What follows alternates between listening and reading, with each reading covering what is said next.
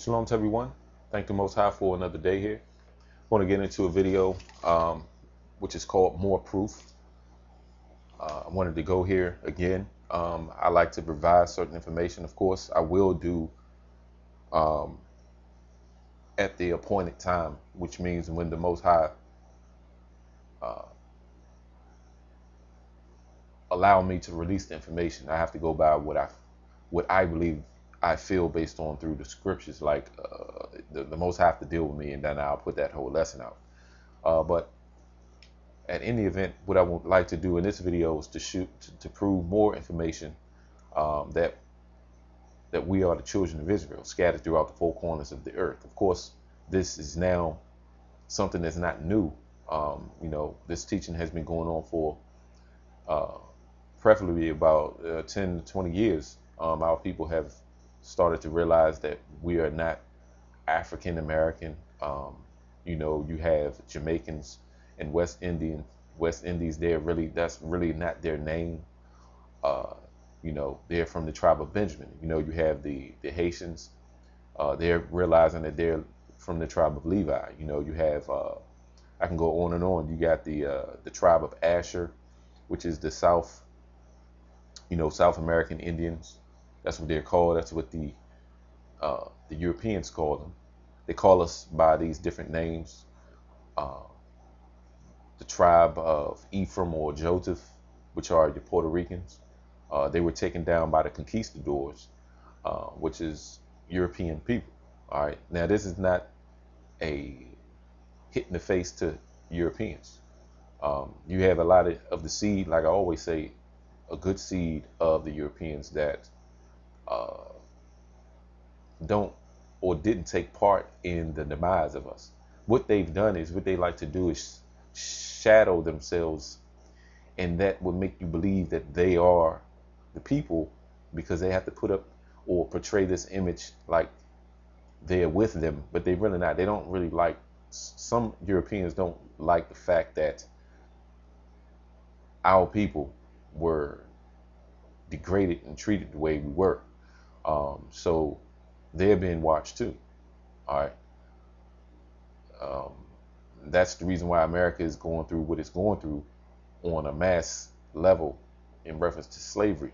Slavery is on a mass level. They kind of like used us as a beta test on how they will be able to do this on a mass level. And that's the reason why you have like Alex Jones and these, AMTV guy, which are, I believe they mean well. You got Dabu 7. I like watching that brother's videos. It's a lot of the other nations that will speak out when it comes down to what Alex Jones called the globalists, speak out against this new world order. But see, the thing about that is, we're not putting, or they're not really putting it together when it comes down to a spiritual level, because that's Judah's job, and I hope that makes clear. That's the tribe of Judah's job, and all the children of Israel's job, to put that puzzle piece there for these other nations and Gentiles, so they can have a full picture of really why they're going through what they're going through. See, there's a chance that other nations and Gentiles, can be mixed with these black people, these Cubans, or these North American Indians, or these Mexicans. You could be mixed with these people, which are the children of Israel, without any refuting. There's no debate on this. I'm going to go through some scriptures that I haven't went through before. Hopefully you all have an apocrypha in hand. These are 14 books that were taken out of the original 1611 King James Version Bible. All right. If not, hopefully, if I can remember this time around when I make this video, I will post the link so you can follow what I'm about to go through in this video. They're making it known now. They're putting out the information. It's very clear who are the 12 tribes of Israel scattered throughout the four corners of the earth. And it's really no secret. What they're going to do is try to use MK Ultra against your family members, to come against you so it could throw off your vibration, so you can become maybe down and out, feeling almost like a level of depression. Once you understand who you are, people want to start coming against you, and you're going to be wondering why you're being watched so much. Then they're going to label you as someone that's crazy or domestic terrorist. They're going to push a lot. Satan is going to come against you on another level. Of course, if you believe in Christ, that's the main thing. But they're going to watch you when you say you believe in Christ. They're going to they're going to come and pull clergy together and have conferences and ask, well, what Christ does this black man believe in? And they're going to watch how they're going to pattern your study. They're going to watch how you study to see what you're looking at. Ooh, man, you're paranoid, man. No, it's just true.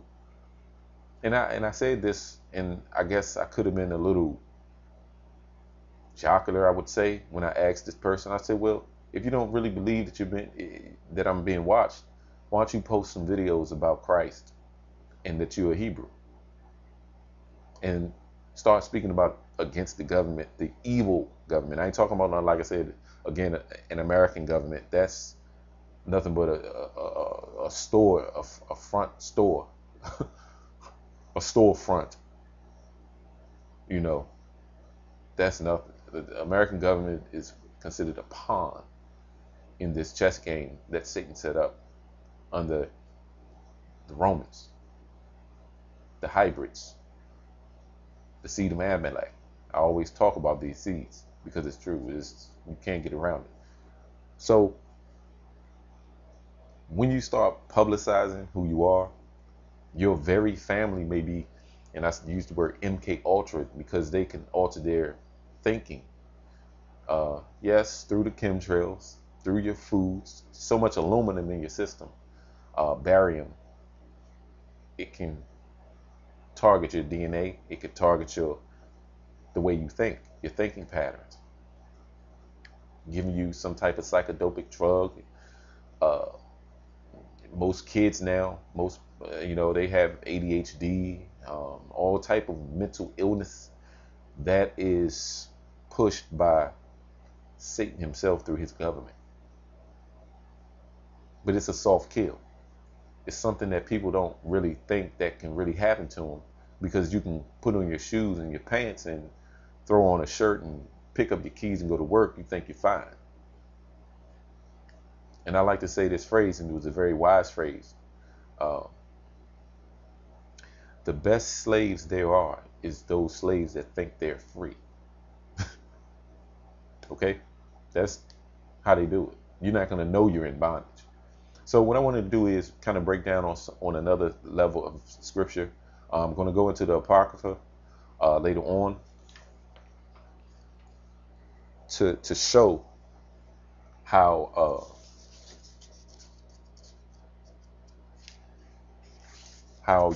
we are being used as a battery for energy to push their government. Okay? But the first thing you got to understand that sometimes the Most High himself, through his Son, that Holy Spirit, that the Comforter that was left here for us, will speak through your heart, through like a vibration or idea. You're going to understand certain things when you read it. It's going to pop out to you. And this is written in scripture. Let's go to Matthew chapter 10, verse 27. Matthew 10, verse 27 says, "What I tell you in the darkness, that speak ye in light." So the disciples were told, if you are a disciple of Christ, this is one of the first things you should probably look at after you understand that you are a disciple. Now, a disciple, of course, were the first 12. They set the way. They paved the way. Through Christ's example, they set the way for us, these, what you would call modern disciples, which the Grecians or the Greeks called us Christian at that time at Antioch. You're really a disciple if you're following the doctrine that was set from Christ from the beginning. Now, of course, Satan has hijacked information under the Nicene Creed. Now, a lot of us are following a brand of Christianity, which is really nothing but a Roman pagan belief linked in with it. They masked and cloaked the belief and doctrine of Christ with this garbage that you would call today Christianity, which is nothing but insanity. Okay. The first thing that a disciple should look to do today is understand that these scriptures will start speaking to your spirit. Maybe by a dream, maybe by someone else, maybe someone we could just give you a flyer with some scriptures and then you're going to just have an itch and a niche to constantly just keep putting out the information to whoever, passing out flyers or just speaking and maybe putting up videos or whatever, what have you. And that's the way it works. It says, what I tell you in darkness. So now we are in darkness, disciples. Darkness. The world is dark. Job 9:24. The earth has been given into the hands of the wicked.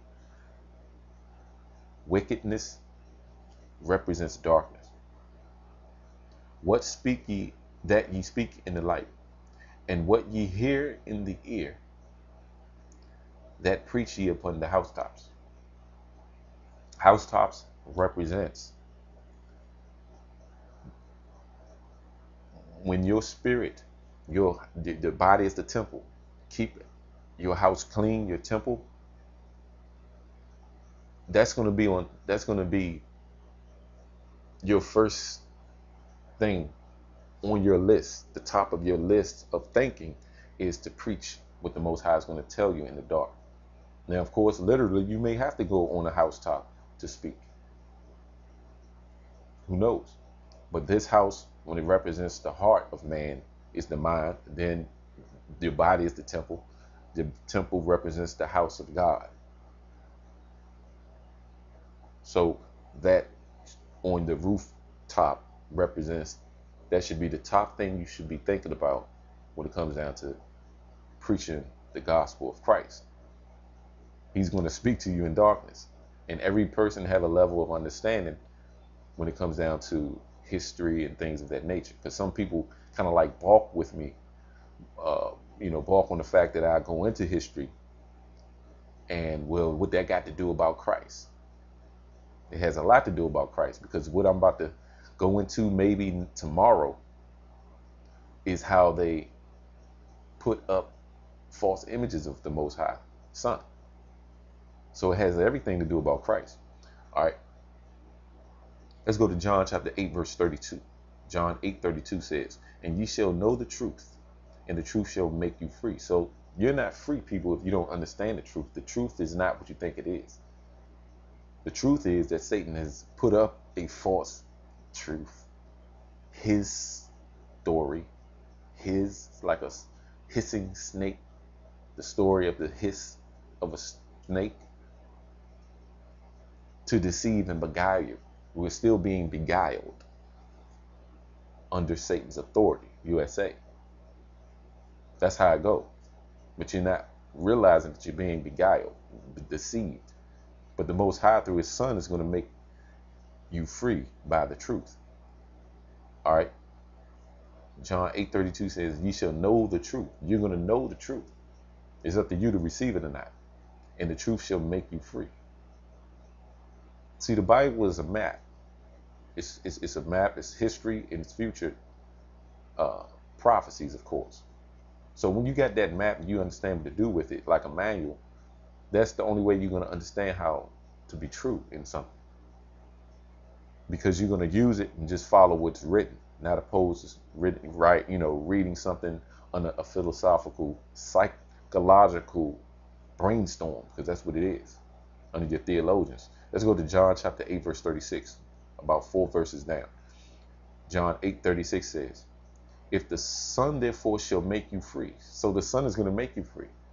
That's the true gospel, to understand the truth. Not Christmas and all that. That don't have nothing to do with it. That's a pretext, an excuse, or not even that. Just something to throw you off to pacify you, to keep you still, in a sense, to not want to move on to more doctrine, what Christ was really talking about. And so they have to put stumbling blocks there of certain traditions of man, knowing that people are going to not be able to, most people are not going to be able to jump that hurdle. They're going to trip and fall and go back and say, nah, I'm not doing this no more, because of something that's not making sense to them. If the Son therefore shall make you free, you shall be free indeed. The Son is going to make you free, and I'm going to show you how. All right.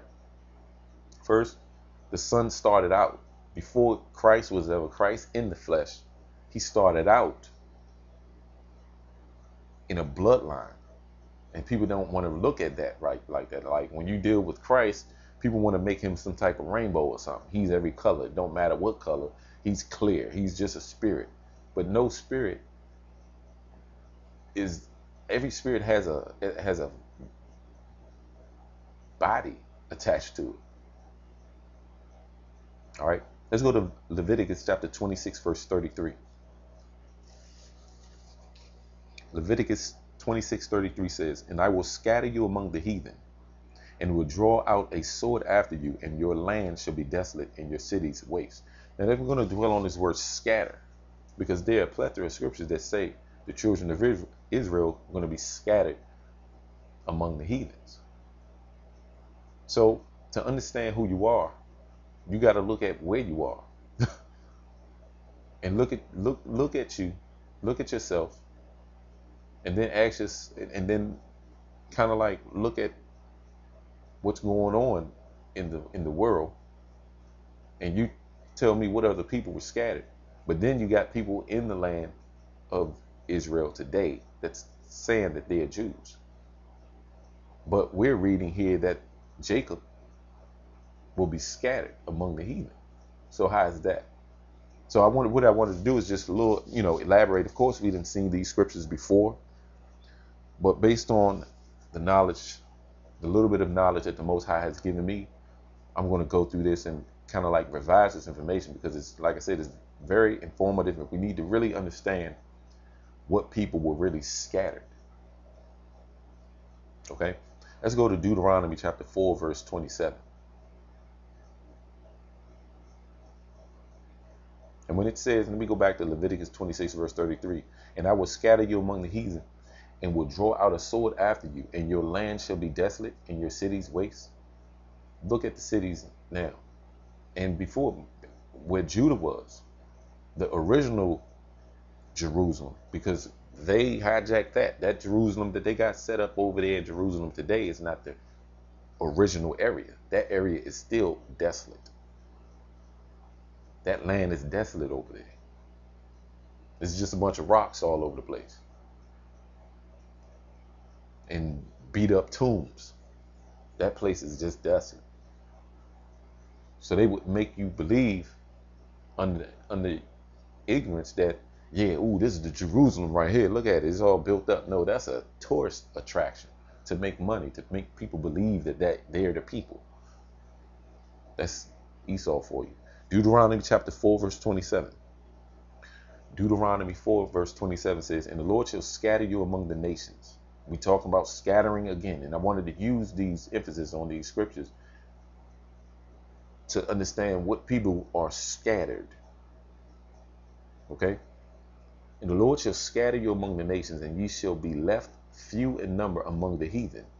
Now that's very deep, why it says few in number among the heathen. And this is how when you break a nation up and you're few now among the heathen, because once you break a nation up and scatter the people, they are few in number. Minority groups. That's how they do it. You are considered a minority now under these different group settings. So you're not your nation anymore, because you're scattered based on a curse. So now you think whatever land you're at, that's who you are. Filipinos think they're Asian, eating Chinese food and all that, or whatever. They just think that they're whatever they are. Black people in America think they two continents. They really put a number on us. We think we're African and American. Are you serious? That's how you understand this, what happens to people when they are scattered. And the Lord shall scatter you among the nations, and ye shall be left few in number among the heathen, whither the Lord shall lead you. See, the Lord will lead us. I don't care if Esau did it. I don't care if the Egyptians did it. I don't care if the Syrians did it. These are belts that the Most High have set up to whip us with. These are other nations. Because the Most High is leading us this way. Because we didn't keep the law, statutes, and commandments. So here we are, punishment. I got a brother in UK somewhere, another brother in West Africa, another brother all the way in Alaska, a brother all the way over here. We think we different. That's the way it go. Psalms chapter 44, verse 11. Psalms 44, verse 11 says, Thou hast given us like sheep appointed for meat. What happens to sheep? And another thing, sheep is they just follow their master. I don't care if the master's running around in the ditch somewhere, those sheep can go right there with them.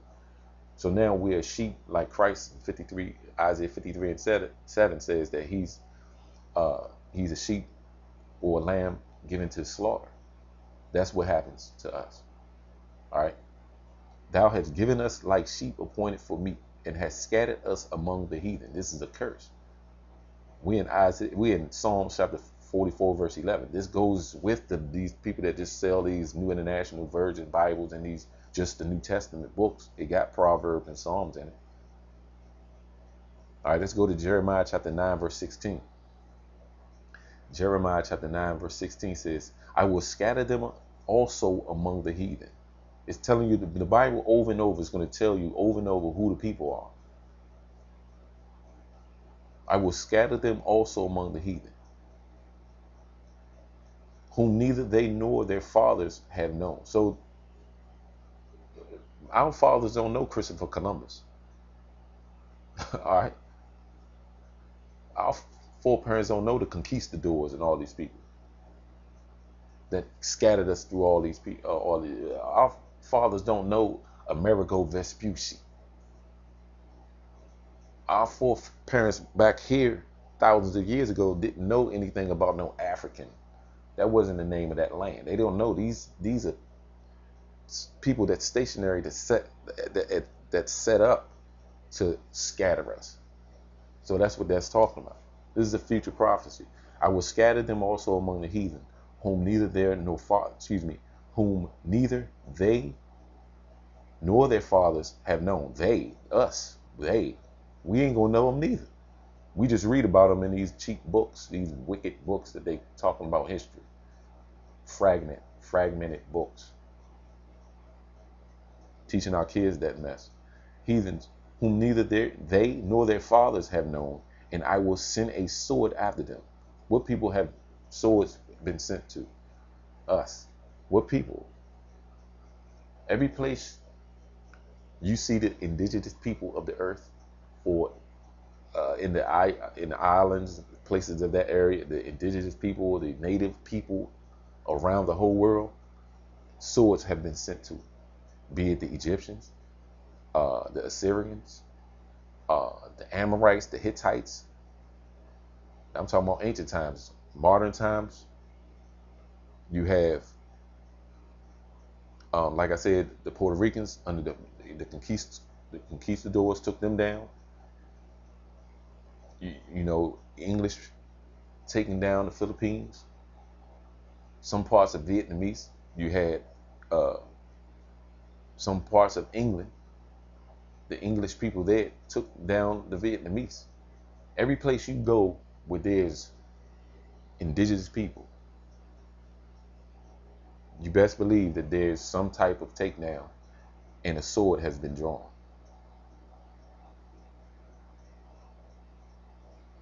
Jeremiah 9:16 again. I will scatter them also among the heathens, whom neither they nor their fathers have known, and I will send a sword after them, till I have consumed them. Till I have consumed. So how can these people in the so-called in the land of Israel today talking about their Jews? No, you are imposters. You're liars, and you know, and a lot of them know exactly who they are. What they're not doing nowadays is teaching their kids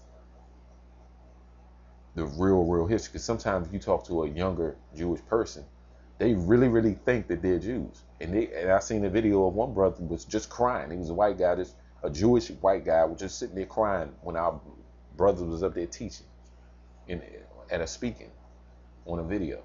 He up there crying, man. Even though they came at him wrong. But that's the power of Judah. That's why Judah need to calm down the way he speaks. They think they're doing God's work, not knowing that you don't supposed to go around hurting the Gentiles' feelings like that. And I actually felt bad for the brother. You know what I'm saying? We don't supposed to do that. Just because I'm pushing this don't mean that I'm high and I'm mighty and I think I'm better than anyone. No, we're going to need the Gentiles to help us. That's just the way the Most High has said it. See, Judah now has boasted himself because he now think he's something better than everyone else. And if you look through the scriptures, our people would never act that way. That's another spirit of Satan. Because you think you're Judah now, and we find out our history. You think you can just talk down on the other nations? No, it don't go that way. Nah, because that's the hate, the deep level of revenge that Judah have in him to feel some kind of way about slavery and things of that nature. No, we can't blame the Europeans and all these other nations. We did that ourselves. We need to be mad at our foreparents. Not them. Who they are not. What can they really do to us? We did this to ourselves. We don't have any power in our hands or might and strength anymore because of what our foreparents done. We're the bloodline of these foreparents. We're the children. So how can you get mad at the whip? That's just like your father beating you, and you get mad at the whip and start ripping the whip up and biting it. Nah, it don't go that way. That's all right. Let me finish. Let's go to Ezekiel chapter 11, verse 16. Ezekiel 11, chapter 11, verse 16. It says, therefore say, thus saith the Lord God, although I have cast them far off among the heathen. Cast us far off among the heathen. What people are all over the world. You can see what people have called, you can see black people all over the place. It ain't just blacks though. You can see real darker Mexicans and what we call Mexicans and Latinos with Africoid features, Filipinos, Africoid features all over the world, man. We ain't just here in America or this spot, that spot. We all over. Look at old pictures of Buddha. You tell me. Buddha, you can tell the statue of Buddha. You know he's Hebrew. Look at what they call phenotype and the Africoid features. But he's not African, okay? That's a statement that the Europeans have given us so we can't identify ourselves to the book, okay? That's how they do it. Ezekiel 11, verse 16, therefore say, thus saith the Lord God, although I have cast them far off among the heathen, and although I have scattered them among the countries, scattered us among the countries, yet will I be to them as a little sanctuary in the countries where they shall come. So we're going to have our little sanctuaries, little meetings, little groups. And the Most High will come to us in our minds. That's why it says shall come. Countries where they shall come. They're going to come to these areas. The Most High is going to put his spirit back into our minds, his laws, that we're going to remember in these little areas and groups. Almost if you look at the churches in the New Testament, how there were different churches. You got the church in Ephesus, you had the church in Corinth, things of that nature. Different groups. Ezekiel chapter 20, verse 23. Ezekiel 20, verse 33 says, I lift up mine hand upon them also in the wilderness, that I would scatter them among the heathen. Even in the wilderness, scattered us among the heathens again. So it doesn't really matter when you look at it. It does matter when you go into contextual when it comes down to the scriptures. But what I want to show in these scattering is even during times when we were being punished, when we didn't know who we were always being scattered. So if you constantly getting scattered, eventually you're going to forget who you are. The only thing you can go by is how a brother looked from the UK, looked just like you all the way over here in America. I'm like, hold up, man. How'd you get all the way over here? And I'm all the way over here. And do you look up the word scatter? And I'm reading scriptures. Okay. No. They were over there. See, I don't want to see some people say, well, they just took a plane and they wanted to go over there. Now, a lot of these people in UK don't. They didn't start there. They were slaves, scattered off of boats. That's Deuteronomy 28, verse 68. I lifted up my hand unto them also in the wilderness, that I would scatter them among the heathen and disperse them through the countries. Telling you again. That's how the Bible is. Now, this is another word that they used. Knowing that our people are not would just gravitate to the word and embrace it, the word Moors. See, if you can connect the dots between Moors and Hebrews, that they don't want. That fires them up because you can identify what they really have done. And they can't change what the Greek or the Hebrew says about it. So what they can only do is give you that word and you embrace it because you see your brother all the way in another country, knowing that there were African people here first. That's the way they like to put it. That's a doctrine under the Moors and under the Egyptology that black people were here first, and to reverence us as some people under the Hyksos period, like they call us Asiatics. These are all these names that the Europeans, the other nations have given you again to mock you. When we were scattered, they called us Moors. And like I said, we have embraced this. Let's go to, if you got a Hebrew concordance, I hope you all have one, because this is a really big definition. I've done this a few years ago, breaking down the word Moor, but I thought I would add this into this lesson. Moor, M-O-O-R, because that's a term that they use. They call us Moors. And our black people think, look up Moors. I had one brother hit me up. He was so angry that I didn't even want to look the information up a few years ago. We're the first man. Look up Moors and this. And he got angry. So I looked this up. Like, the slave had fell into the ditch again. Moor in the Hebrew, 4171. Moor, a primitive root, to alter. A primitive root. See how it says primitive? Anytime you see primitive in the Greek or the Hebrew, look for the spirituality of the word. I like to use that term. Look for the spirituality of the word. Primitive root, to alter, by implication, to barter. And I'm going to look that word up. To barter, B-A-R-T-E-R, to dispose of. Hold up. I like when I get into these terms because it leads me back to a verse that I read. Let me go back to a verse real quick. Give me a minute, because I got to read exactly, because I didn't put this in my mind until now. Let's go to Leviticus chapter 26, verse 33, right? And it says, and I will scatter you among the heathen, and will draw out a sword after you, and your land shall be desolate, and your cities waste. So when you see, so when you see dispose of, change, or remove, that's the other part of the definition. When you dispose of something, you've used it and you don't deal with it anymore. What people are they doing that to? What people did they start with? So you have to understand the ancient history of Scripture first to understand what people done it to us first, and then now they're doing it on a mass global, almost a global level.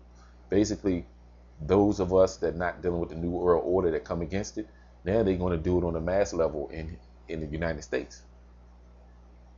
So now, of course, the other nations are included because that was the blueprint from the beginning that Christ said that he wanted to preach the gospel. His gospel needed to be preached throughout the four corners of the earth.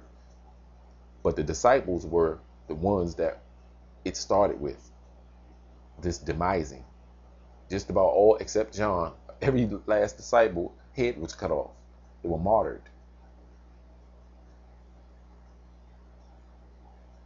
So when it says, let's go to Jeremiah chapter 9, verse 16. because we're looking at the word dispose of and change and remove. I will scatter them also among the heathen, whom neither their nor their fathers have known, and I will send a sword after them till I have consumed them. Until you are disposed, consumed, overthrown. You overthrow something, you're consumed, you're disposed of. Change and remove for the word mores. I'm going to go back to the definition. More in the Hebrew again, 4171, a primitive root to alter. Now, what people altered history? I'm going to get into something real quick. I'm going to show you some altering. I wasn't going to put this out here. I'm going to have to do this right now in this lesson. I'm going to have to go back. I'm going to go back to this actual these two verses. If you have the Apocrypha on hand, these are the 14 books that were taken out of the original King James Version Bible. If you have an Apocrypha, if you go to the second book of Esdras, that's Esdras, second book of Esdras, chapter 2, verses 6 and 7. Second Esdras, chapter 2, verses 6 and 7. Now, we're going to find out why they called us Moors. And we're understanding in the Hebrew what more mean. To alter, dispose of, what people are disposed of, what people have came against true history and altered it. That's why Michael Jackson was killed, because he was bluntly saying that they changed history in the books. Why do you think he was killed? You know how many people he can influence? They ain't tripping off of me too much. A few views here, 100,000 views total, maybe 200,000 views total of all my videos or whatever. They're gonna watch. But when you're talking about a Michael Jackson level and all these other stars that wake up and they start speaking out truth, altering history. The second book of Esdras, chapter 2, verses 6 and 7, it says that thou bring them to confusion. And I'm going to get into that word too.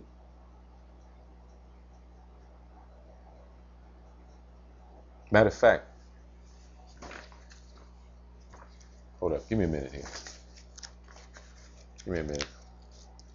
But hold that, because I'm going to go to that. Hold second Esdras chapter 2, verses 6 and 7. But what I want is how they altered truth. Let's go to First Maccabees.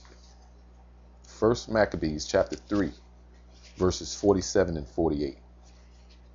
This is in the Apocrypha part of the Bible. First Maccabees chapter 3, verses 47 and 48. And it says, then they fasted that day and put on sackcloth and cast ashes upon their heads and rent their clothes and laid open the book of the law, wherein the heathen had sought to paint the likeness of their images. The heathens have put their images in these children Bibles. They altered certain images of, man, should I put this out here? I'm going to show you a picture of David real quick. Now, I wasn't even going to go here in this video. Now, look, this is supposed to be David, man. This is Greek or Roman garbs that he have on. Are you kidding me? What is this guy doing? Look like he just got finished doing some type of perverted something, looking all up in the sky, looking crazy. This is supposed to be David. Get the heck out of here, man. Are you serious? You can't even refute what I'm getting to. I wanted to go ahead in the word more. That's one way, but I'm going to get into some more information on that on a later date. But I wanted to show that and show this scripture. Then they fasted that day and put on sackcloth and cast ashes upon their heads and rent their clothes. Our people rented their clothes. This is the reason why. Verse 48, and laid open the book of the law. So the heathen laid open our book, wherein the heathen had sought to paint the likeness of their images. So our people back then would look and see, like, what? And it angered them to put images of themselves. What people have done this? history altered. You are a Moor now. I don't want you. We know. Okay, y'all found out that y'all were scattered, and y'all see that you're all over the world. But we were just gonna call y'all Moors. Yeah. Okay.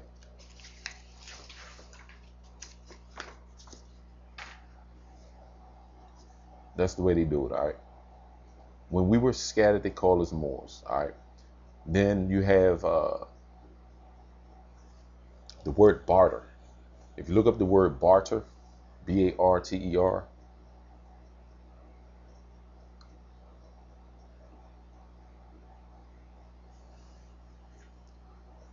and it says is a system of exchange by which goods or services are directly exchanged. Should I read the rest of this definition? Barter is a system of exchange by which goods or services are directly exchanged for other goods or services without using a medium of exchange. That's just the definition in the dictionary. Let's go to Deuteronomy chapter 28, verse 68.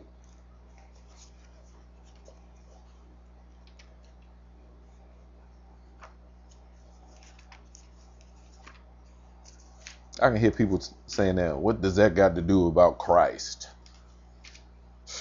Well, that don't have nothing to do about Jesus. Deuteronomy chapter 28, verse 68. And the Lord shall bring thee into Egypt again with ships, by the way whereof I spake unto thee. When it says Egypt, it's talking about bondage. That's Exodus chapter 20, verse 3. And the Lord shall bring thee into Egypt again with ships, by the way whereof I spake unto thee. Thou shalt see it no more again. And there shall be sold unto your enemies. When it says see it no more again, it's talking about this is our last generation of slavery, or what you would call being under bondage in this society that you see, this world that you see today. We won't see this anymore. This is going to be the last. After this, Christ is coming back. Thou shalt see it no more again, and there ye shall be sold unto your enemies. Let me read this definition again. Barter is a system of exchange by which goods or services, this is considered exchange, sold. They sold as like on auction blocks for exchange to the African, then from the African to the Americans. That's what happened. We fled into Africa. Then the Hamitic people of Africa sold us into slavery to the Americans. Be sold unto your enemies for bondwomen and bondwomen, and bondmen and bondwomen, and no man shall buy you, which means redeem you out of your condition. No man, whatever he speak, that's not going to buy you anytime. You won't be able to redeem yourself. No man shall be able to get us out of this condition. Whatever he speak, I don't care how many times Martin Luther King had a dream or whatever.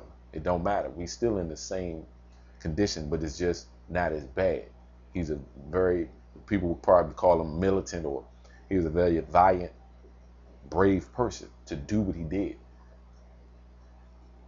But it helped, but really because Judah still got the strength, but not the Most High has hid himself from us. So certain things is not just going to work. But they knew that he had a lot of power, so they had to kill him off. Malcolm X had a lot of power, they had to kill him off. Anytime you speak about truth in any type of form, Satan don't like it. It scares him. He will send someone to shoot you and kill you. So when it says, and the Lord shall bring thee into Egypt, the Most High shall put us in bondage. Again with ships. With ships. What people were sent over in ships? Okay. Then it says barter is a system of exchange. What people were being exchanged, used as like paper and just like nothing but some material. That's what they treat us like. By which goods or services are directly exchanged. Now let's go to more in the Greek. More, M-O-O-R in the Greek. Results of search for more. Kata'ago, to lead down. And we just read about the ships that we're going to be brought to, right? More. And this is what they call it. This is what our people get affiliated with. To lead down, especially to moor a vessel, bring down for, bring to land. Bring to land. They're telling you through that word more that they're going to bring you to the land. These are the people that were brought. Anytime you call yourself a Moor, they know you're a slave because you're saying that, yes, I was the one that you brought to this land over here against my will. Thanks, slave owner. Land, touch. When it says touch, we touch the outskirts of certain islands. That's the way it went. If you talk to someone in an island, you ask our people in those islands how they get there, they ain't gonna know. A lot of them not gonna know. They'll be like, they're gonna get some kind of information, but they ain't gonna know exactly how they got there. They're gonna get a dumb answer like, well, my mother was here, then my mother's mother's was here, then you're gonna get something that's speculation.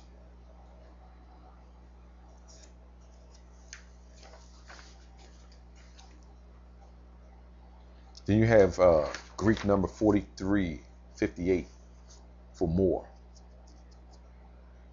Then it says a derivative of the same, which it links to 3730, meaning tie, anchor, or law. Because I went into law in that other video called The Understanding of the Word More. Or law, to moor to. Anchor. That means if you throw something up, anchor got to stop, or they, did certain things in the water, you got to anchor. And they anchored us they stopped us in our tracks on a spiritual level, gave us certain ideologies and philosophical beliefs. To moor, by implication, land at. You landed at a place that's not yours, that you originally didn't come from.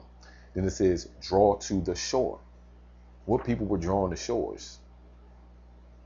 The northern tribe was drawn to shore. You had the book of Second Esdras go into how our people were drawn, the North American Indians and some of the northern tribes were drawn to different shores.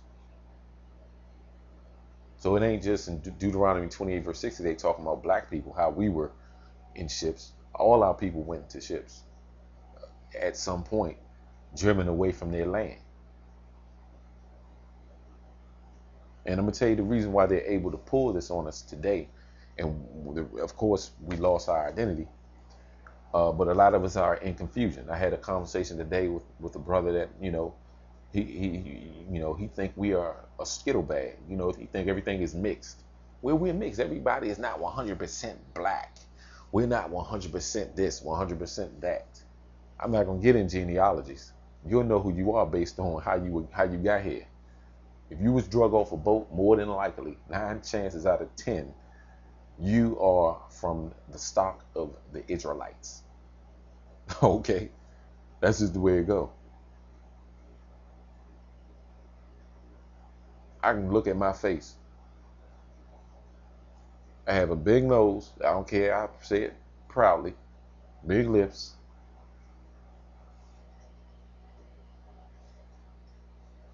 I can go in the Ancient of Days and see somebody that look just like me. Matter of fact, let me get this picture. I don't like to put up pictures. Sometimes people get offended. But let me show you this picture right here. Now you tell me. Now, you all see this beard, right?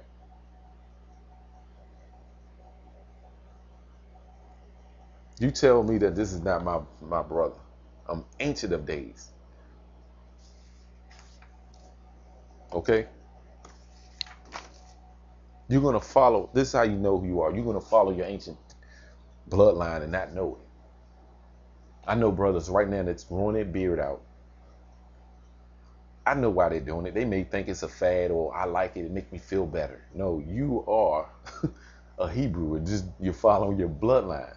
So some black people or other Hebrews may look like, I would say, some of us look like we're Hebrews, but we're not. It can go that way. Because you're not, this is how it goes. You're not going to put up, you won't be able to, there's a fire that comes with the children of Israel. There's a fire that comes with them. And some of them may look European. And I know some brothers and sisters may disagree on that. But it's just going to be a fire with them.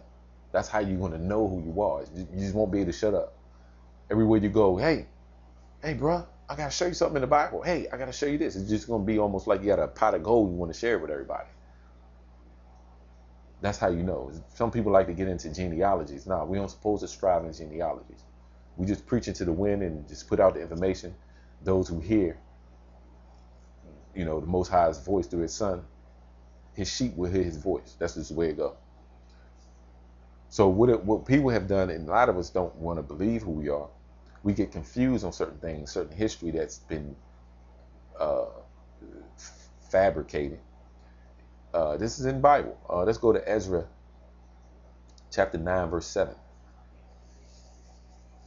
Ezra in the King James Version Bible, chapter 9, verse 7 says, "Since the day of our fathers have we been in a great trespass unto this day." A great trespass. We didn't keep the laws.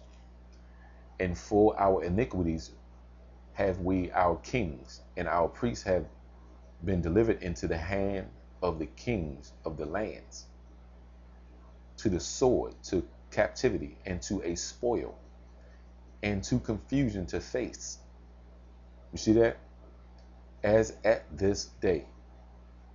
So what happens is when your kings, the people that's what we would call today alpha males that speak out, that have that warrior spirit of David in them, kings of the lands, what happens is we have been taken over by these other nations in these different lands.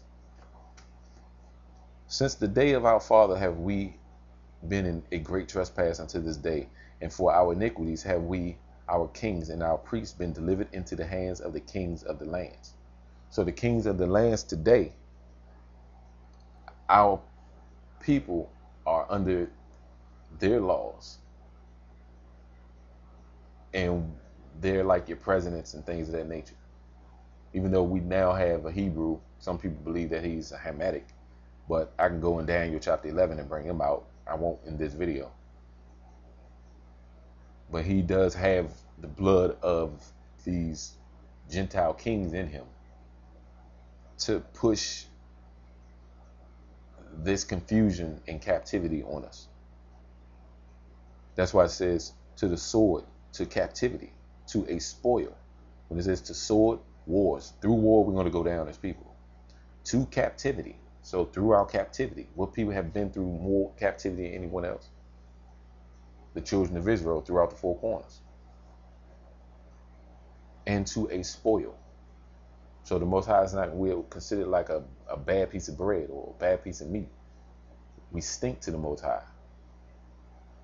And to confusion of face. So now we're confused on who we are. We don't understand. We think we this, we think we're Egyptian, and we think we all these different Gentile nations.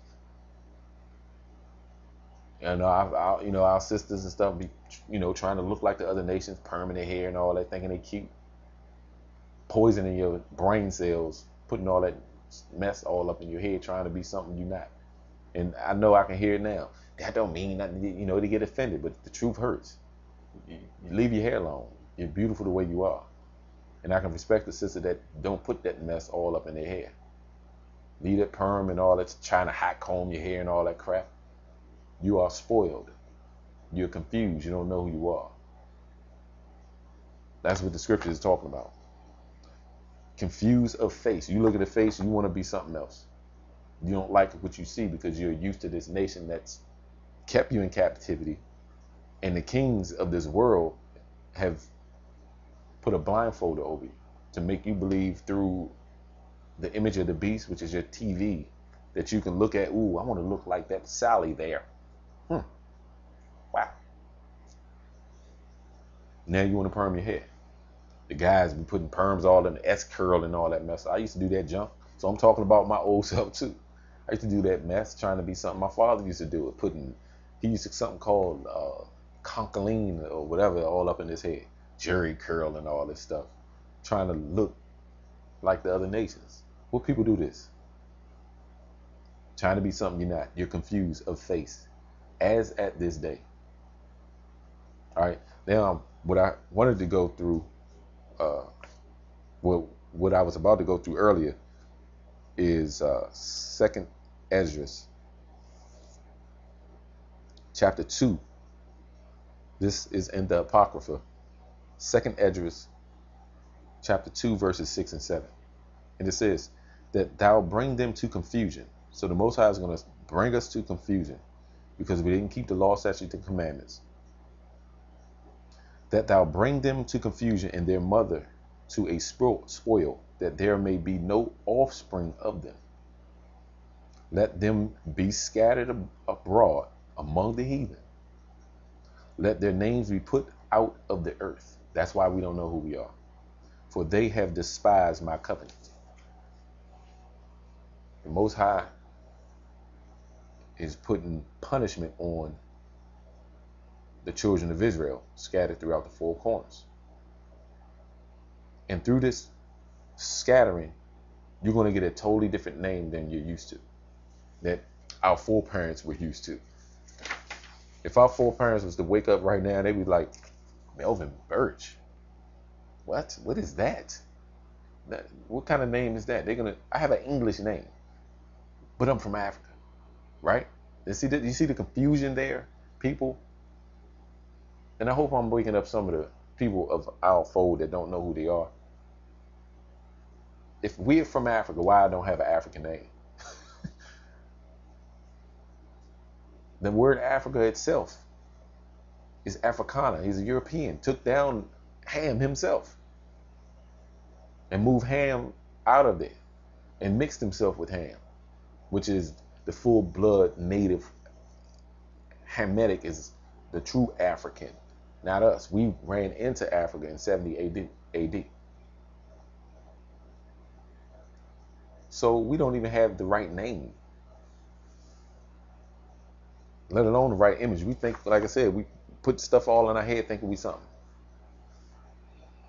But we waking up. I just want to put this out here on another level, and, then you have it. So as it says in verse 7, I'm going to read verse 7 again. Let them be scattered abroad among the heathen. Let their names be put out of the earth. That's why they took out the Apocrypha. It goes into too much information. So they be like, man, this book will really wake them up. Put out of the earth, for they have despised my covenant. Now, eventually, if you read down, the Most High will put an everlasting covenant on those that he called or chosen. Let me just make that clear. Because many are called, but few are chosen. All right, let's go to Isaiah chapter 30, verse 3. Isaiah 30 and 3 says, therefore shall the strength of Pharaoh be your shame. So a lot of us think that just because we had it like our foreparents back then during Egypt time, we kind of had it okay in Egypt. We didn't have to, when Moses, he rented his garment, because our people wanted to go back into Egypt because they didn't want to go in the wilderness. It was almost like a desert, and they didn't like that. So it kind of scared them, made people frustrated. So they got, just like today, our people think that we got it here good in America because we got a car or a house or whatever, or some money that don't even have your face on it. But it's the same thing here that's going on. What it goes around comes around. Isaiah 30 verse 3, therefore, what goes around comes around. I maybe should have started this lesson with that. Isaiah 30 verse 3, therefore shall the strength of Pharaoh be your shame. The strength of Pharaoh is going to be our shame. The strength of the government that you live in today, you children of Israel scattered, and you love this place, that's going to be your shame, your strength, because of course the American government seem to be doing okay. It has strength, but it's going to be your shame if you believe that that's your house. I'll show you. Therefore shall the strength of Pharaoh be your shame, and the trust in the shadow of Egypt your confusion. So the strength of the shadow of Egypt, that's deep when it's a shadow, because of course Egypt fell. But what did America and all the European Western world uh, gravitate to when it comes down to customs and traditions and perversion and wickedness? Let's look up the word shadow, and I'm going to get into a scripture in that in a few minutes. Let's look up the word shadow in the Hebrew. That's 12:12. Hebrew number 12:12. And it's Betstalali. Betstalali. That's Btsalel. And it says shadow. Then it says protection. The name of two Israelites, of course. There were two people named, which is Bezaleel.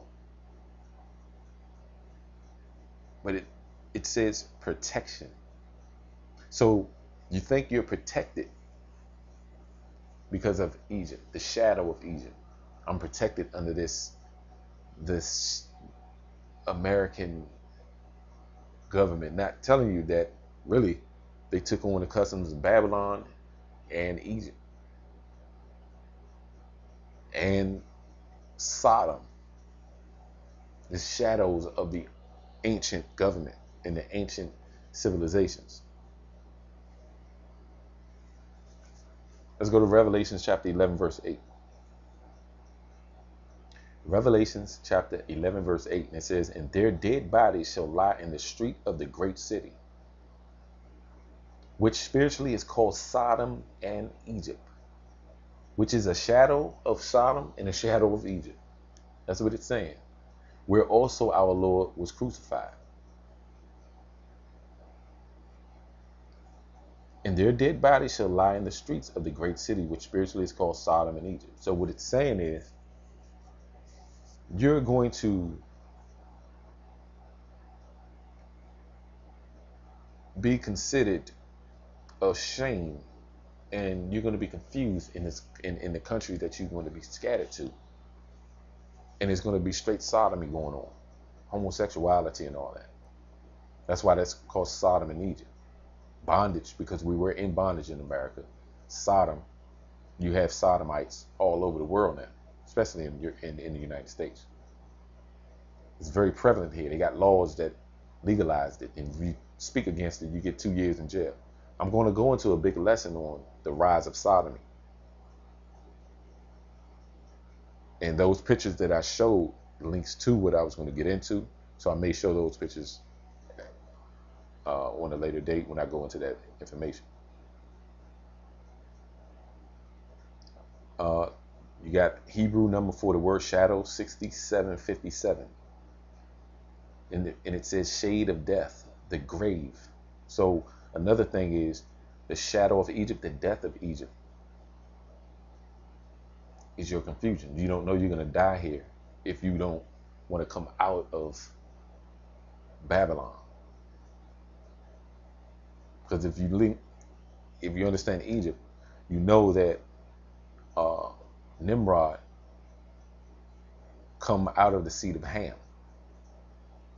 Egypt is considered one of the parts of Ham's bloodline. Okay? So I'm just about done. So hopefully you all understood this information that I went through. These videos are getting longer. I'm not sure why, but I guess I'm covering a little more information. I wanted to go here again because I like to revise information on who the children of Israel are. I will get into, like I said, a real full lesson on it. The so-called Negroes, right? You black people in America predominantly is from the tribe of Judah. All right, you got the tribe of Benjamin, the Jamaicans, right? The so-called Jamaicans in the earth, the wolves, and they like to sing a lot. They are the Jamaicans and those that are scattered in the West Indies. The Haitians. They eat dirt mud cookies over there. They're the tribe of Levi. You have the South American Indians, South America, Venezuela, over there in Argentina. They're from the tribe of Asher. And you got the Puerto Ricans. The conquistadors took them down. They were scattered to that land over there in Puerto Rico, which are from the tribe of Ephraim or Joseph. They're very beautiful people. When you read about Joseph, how the king's wife she was sick in love with him. Then you have the Cubans. They're from the tribe of Manasseh. Cubans are very tough people. They like to, they're very much needed when it comes down, and they're very strong. They have the power, like the strength of Judah when you read in the book of Jasher. Then you have the North American Indians. The Most High said, "A troop shall overtake you." That's Genesis chapter 49. They're from the tribe of Gad. You have to go to the Genesis 49, then you can link that with Obadiah chapter 1, when it talks about how the what they would call pilgrims or settlers came in and learned how to adapt to the land and live off the land. Then they took them down with smallpox and raped and robbed and stole everything there. We're living through their land today. This place that's called America now was called the New World. They even got ancient hieroglyphics and tablets in some of the graves of the North American Indians written in Hebrew. All right. Like I said, I'll do a full lesson, but I just want to go down the list. You have the Mexicans. Very good people, very peaceful. These are the Northern Kingdoms. Very peaceful. They're from the tribe of Issachar. They like to deal with the land, keeping the land together. Then you have the Hawaiians, the Filipinos, and the Vietnamese. They're from the tribe of Naphtali. Naphtali is like a hind let loose. That's what it says in Genesis 49. Wherever they're at, I don't care if they're in the Philippines, whatever, they're still the same. You can tell the way they act, their characteristics. You know exactly who they are, the way they carry themselves. Even the Vietnamese, they carry themselves with they're more cut eye, I would say, than the Filipinos, but they pretty much are still peaceful people. They're very hard workers. All right. Then you have the tribe of Reuben, and the tribe of Reuben are the Seminole Indians and parts of Australia, the Aborigines of Australia. They're from the tribe of Reuben. Very strong and tough people.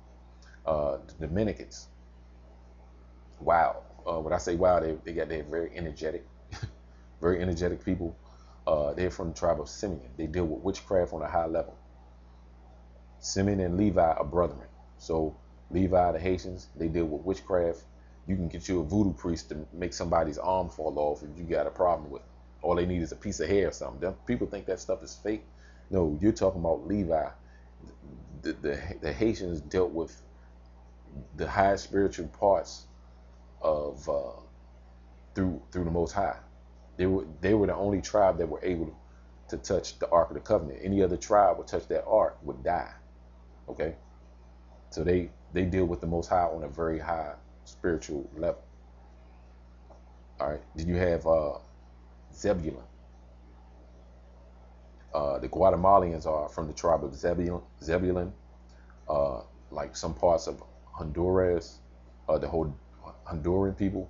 Hondurans are kind of stubborn. They're good people, but all of us are stubborn when it comes down to the children of Israel. But I've just noticed through experience, some of them can be stubborn. They have their own opinion, and you're not going to be able to talk them out of anything when it comes down to certain tribes. Okay, then you have some parts of El Salvador. Good people, like I said, these are from the tribe of Zebulun. And then you have some parts of Costa Rica and parts of Panama. These are Zebulun. Good people though, but like I said, when you talk about there was a lot going on when it comes down to El Salvador, and Puerto Ricans, tough, don't like to listen as well. All right. So I was wanting to read the 12 tribes. I pretty much have it memorized, but I like to make sure I know exactly what parts of the world they're scattered to, because sometimes that can get confusing to some people. How do you know exactly what tribe is what? What you have to do is you have to look at and you go to Genesis 49, you can break down exactly where they at. Just get you a map and you'll know based on their characteristics or attributes. Like I said, I know I'm from Judah, and certain other so-called black people are from Judah, because Judah is the ones that usually stand up for truth wherever he is. All right, wherever Judah is, he's going to start standing up for whatever truth he believes is true. He'll take a bullet. He don't care. He knew. Malcolm, like I said, Malcolm X knew he was going to die. He didn't care. He's a straight warrior, man. You see what I'm saying? And they have to knock down the warriors. They're going to have to knock down the lead tribe. The lead tribe are the so-called Negroes. The so-called Negroes in the earth are the ones of us that found out our history in this generation, are the ones publicizing it first. We're the ones that will give the other tribes their nationality back. And we're going to praise our people. That's what we're supposed to do. We're supposed to raise up the tribes of Jacob. We are not better. Judah is not better than any other tribe. And the Levites, if you want to be really honest, they're the priests. They're the strongest tribe when it comes down to the spiritual part of it. But we're supposed to raise them up too. Of course, Christ is the priest now, under the order of Melchizedek, because the Levites blew it. So now, of course, through Christ, the gathering of the people shall be, as it says in Genesis 49. But before that, I would give all the power when it comes down to the respect of, if you want to do that. I don't like to do that, because some people say, well, you're always talking about Judah. Judah this because you black and you think you Judah and all that. Nah, it's Levi when it comes down to it. When it comes down to physical strength, you're talking about the Benjamites, like the Jamaicans. The only thing different about Judah is if he roar, all the tribes will bow. It's a different type of roar, because Judah has that. The Most High deal with Judah on another level when it comes down to calming things down. Like Jesse Jackson, he's a Judite. He don't know his powers, so he use it. And the government know who he is. The true government under Satan know who he is. So they're gonna have to put Judah, a lead black man, to calm Judah down when certain things come up. Rodney King was getting his behind whipped. People start riding. They pulled out Jesse Jackson and Al Sharpton and all our leaders to calm your behind down. So that's what Judah is good for, speaking, to get out the information. But when his tongue is led right to the Most High deal with Judah on another level, higher than just calming people down. But our people manipulate through conversion of different ideologies.